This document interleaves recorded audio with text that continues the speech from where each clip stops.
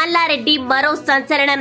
BRS గెలుచుంటే satellite channel పెట్టేవాడిని అంటూ assembly లాబీలో మీడియాతో మాట్లాడారు.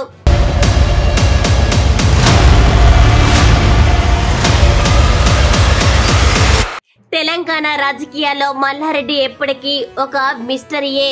ఎందుకంటే 2014లో రాజకీయ ఆరంగేట్రం చేసి తెలుగుదేశం పార్టీ నుండి ఎంపీగా గెలిచి 2016లో టీఆర్ఎస్ లో చేరారు. తన స్టైల్ మాటలతో మల్లారెడ్డి కాలేజీ యువతను ఇన్స్పైర్ చేస్తూ మీడియా దృష్టికి వచ్చారు. ఆ ఫాలోయింగ్ ఆయనని 2019లో ఎమ్మెల్యేగా గెలిచేలా చేసింది. రాజకీయాల మీద కామెడీగా సెటైర్ వేయడం సోషల్ మీడియాలో ఇంకా ఎక్కువ పాపులారిటీ తీసుకొచ్చింది. ఆయన ఎప్పుడు ఏం మాట్లాడినా కాంట్రవర్సీ అవడం కామన్ అయింది.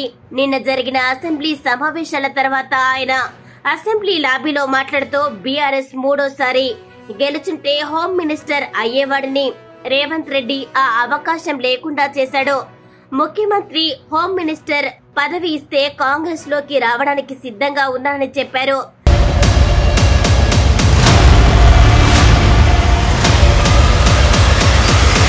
జర్నలిస్ట్ మిత్రులు ముఖ్యమంత్రి రేవంత్ కు నాకు మధ్యలో ఉండి మాట్లాడి నాకు హోంమంత్రి పదవి ఇప్పించాలని కోరారు.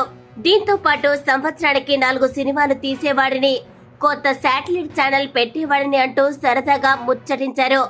ఆయన ఎప్పుడు మీడియాలో మాట్లాడినా ఆ రోజు ఆయనే ట్రెండింగ్ ఉండడం ఆ ప్రత్యేకత. అందుకే సోషల్ మీడియాలో ఇప్పుడంతా ఆయన పేరే వినిపిస్తుంది. మల్లారెడ్డి మరో సంచలనం. బీఆర్ఎస్ గెలుచుంటే శాటిలైట్ ఛానల్ పెట్టేవాడిని అంటూ అసెంబ్లీ లాబీలో మీడియాతో మాట్లాడారు.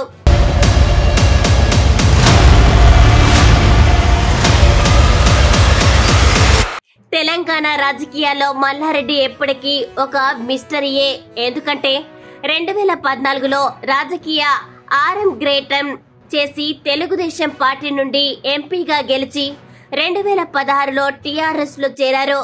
తన స్టైల్ మాటలతో మల్లారెడ్డి కాలేజీ యువతను ఇన్స్పైర్ చేస్తూ మీడియా దృష్టికి వచ్చారు. ఆ ఫాలోయింగ్ ఆయనని 2019లో ఎమ్మెల్యేగా గెలిచేలా చేసింది. రాజకీయాల మీద కామెడీగా సెటైర్ వేయడం సోషల్ మీడియాలో ఇంకా ఎక్కువ పాపులారిటీ తీసుకొచ్చింది. ఆయన ఎప్పుడు ఏం మాట్లాడినా కాంట్రవర్సీ అవడం కామన్ అయింది. నిన్న జరిగిన అసెంబ్లీ సమావేశాల తర్వాత ఆయన అసెంబ్లీ లాబీలో మాట్లాడుతూ బీఆర్ఎస్ మూడోసారి గెలుచుంటే హోమ్ మినిస్టర్ అయ్యేవాడిని, రేవంత్ రెడ్డి ఆ అవకాశం లేకుండా చేశాడు, ముఖ్యమంత్రి హోమ్ మినిస్టర్ పదవి ఇస్తే కాంగ్రెస్ లోకి రావడానికి సిద్ధంగా ఉన్నానని చెప్పారు.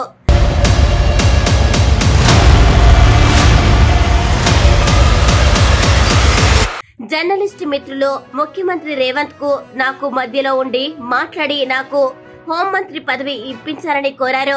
దీంతో పాటు సంవత్సరానికి 4 సినిమాలు తీసేవాడిని, కొత్త శాటిలైట్ ఛానల్ పెట్టేవాడిని అంటూ సరదాగా ముచ్చటించారు. ఆయన ఎప్పుడు మీడియాలో మాట్లాడినా ఆ రోజు ఆయనే ట్రెండింగ్ ఉండడం ఆ ప్రత్యేకత. అందుకే సోషల్ మీడియాలో ఇప్పుడంతా ఆయన పేరే వినిపిస్తుంది. మరిన్ని వీడియోస్ కోసం GV news Telugu YouTube channel ని లైక్, షేర్ అండ్ సబ్స్క్రైబ్ చేయండి.